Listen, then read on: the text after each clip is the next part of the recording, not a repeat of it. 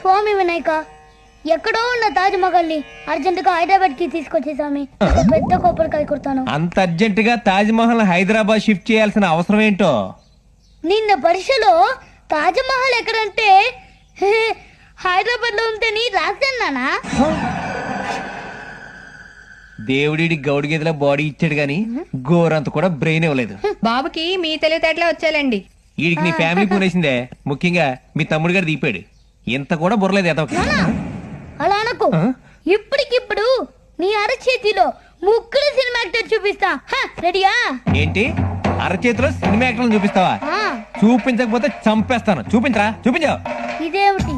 వేలు. అవును, సుత్తి వేలు. ఇది ఏమిటి? రేఖ.